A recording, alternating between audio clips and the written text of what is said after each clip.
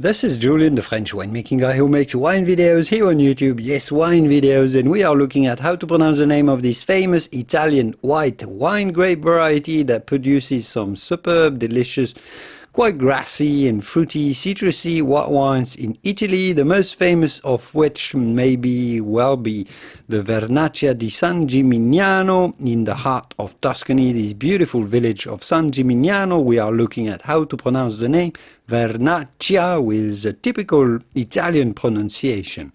Vernaccia.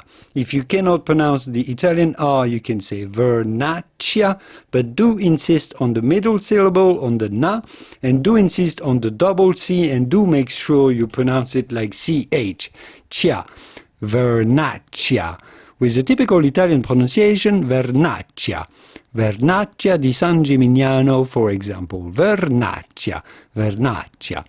Vino di Vernaccia, wine from Vernaccia. I hope this video was useful. If it was, give it a quick thumb up before you go to support my work, and I will see you soon in the wonderful world of wine. Ciao, ciao.